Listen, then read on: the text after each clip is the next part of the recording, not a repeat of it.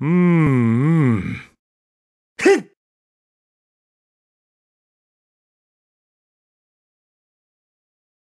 This Irulian hero has a paint quality that really surprised me. A smooth, matte finish to make the toy feel like a higher quality than your average store-bought action figure. The detail is nearly perfect to the in-game model. All colors are accurate, right down to the color of Link's own eyes. The design is simple, but contains wrinkles in the clothing to add more of a natural feel. My only real complaint is that there's a lack of chainmail detailing under the skirt and sleeves, instead rather replaced with just silver stripes painted on under them. It's nitpicking, but it's nitpicking to an otherwise great figure. Link's posability it's alright. It's not fantastic, but I think it's okay. Starting out with the feet. The feet are on. They don't really swivel side to side all that much. They go up and down on a hinge joint. They can move side to side, but they can't move inward, so you can't really get any tilted poses.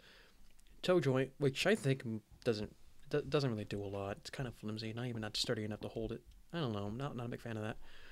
Knee is a little more than 90 degrees. I like how the joint here is the same color as the pants. That's great. Hips are limited because of the skirt. You can stretch out the legs about that much. There is some slits covered in here, so we can stretch it out. You can stretch out even more. But it looks kind of goofy to me. Like it works, but then if you leave it, I feel like if it's posed like that, like if you leave the legs out like this and leave the skirt in this position, it's gonna stay like that for a while. It's gonna require some stuff, and yeah. So I just kind of keep the legs stuck like this personally. There's an ab joint right there. It's pretty flexible. It helps in some really good poses. The shoulders are my biggest complaint because there's if you can see in there, it's really hard to see. There are two ball joints in there, one in the shoulder, one in the inner part of the body, and yeah, it's like that. And if you want to move it up to make it look more clean, you have to move it up, things like that. You have to push the arm in down, and like this, and you only get the arm out about that much. Really kind of sucks, to be honest. I mean, it's not all that posable.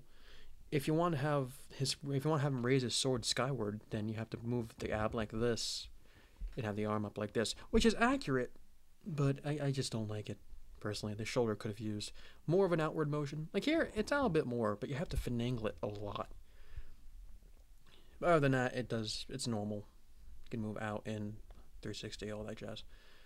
The shoulder is a problem, but the elbow isn't. Elbow goes about 90, which I wish was better, but the cool part, it's on the hinge, but it's like the foot where it can go back and forth like this. So that's kind of cool. So he could have his arms going more inward into his body, or outward, whatever you prefer. Hands, they all slot in this easily. It's pretty not that bad. Pretty not that bad. I like my language. Hinges right here. Pretty good. Head's alright. There's a slight ball joint in the neck, but it's nothing too subtle. But the head on a complete ball joint can move around. In a surprise bit, the hat is posable.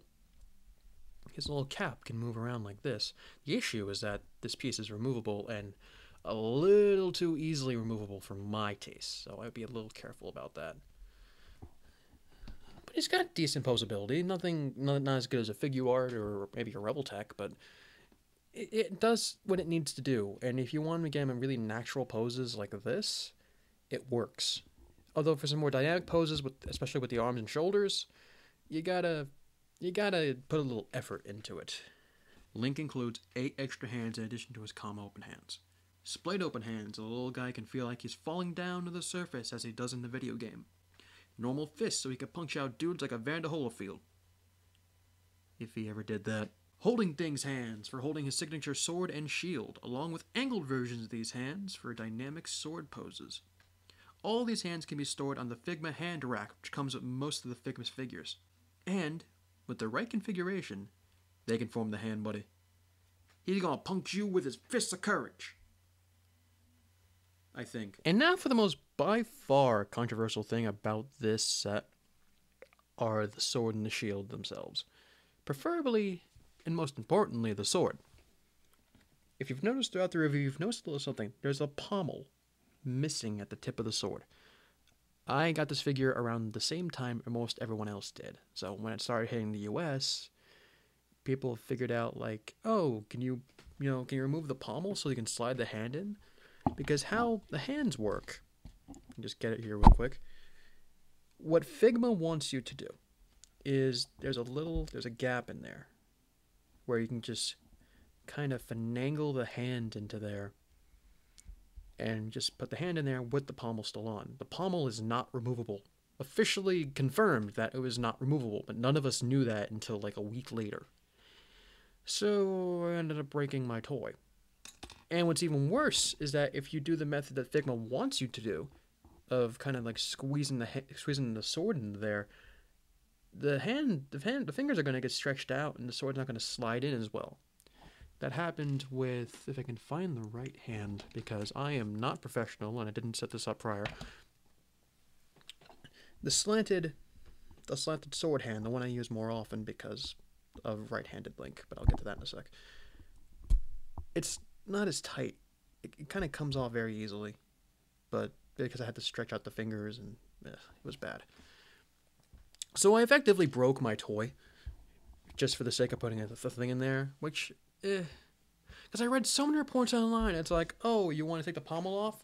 Okay, cool, get a cup, put it in the cup, and dip it in boiling hot water, and the pommel will come off, which I thought was scary, because that would make the other paint go away. And then people were like, oh, if you just take a washcloth and just kind of pull at it and pull the pommel off, it'll work. Which is what I did, and I broke the toy because of that. So that kind of sucks. It is cool, though, that you get a sheath for it. A sheath for the sword. Fits them very nicely. No complaints there. The shield is interesting. So many holes in the back of this shield. There is this configuration for the right hand. In every Zelda game, up until Twilight Princess, Link was left-handed. But because Twilight Princess had the Wiimote controls, he had to be right-handed because the mass majority of people playing the game were right-handed. So since Twilight Princess, Link has been right-handed instead of left-handed, like he's supposed to be. So, yeah, you had that option to change that there, which I think is kind of cool. There's also a configuration here. If you pull everything off, you can just slide this onto here.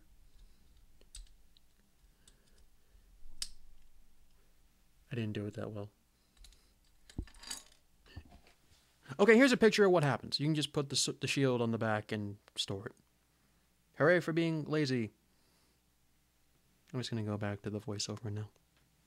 A shining blue effect part is included in this set. It easily slides over Link's sword to add a charged up slashing motion to his poseability. It weighs down the arm depending on his position, but it works most of the time. So who do you prefer, calm or angry Link? He has a total of 2 different faces to choose from, as well as 2 different types of hair. I feel as though this wasn't necessary. I think I'd enjoy a heart container or a rupee instead of angry hair. It just seems like a misgiving, and it's a legitimate complaint on my end. Overall, Figma Link is kind of sort of disappointing to me. I thought he'd be more posable, and I thought he'd come with more accessories. And even knowing what he came with, and even knowing what he looked like, I thought I would enjoy him. He's not my favorite figure. The Figma quality is excellent, but the limitations of the design really hinder my fun.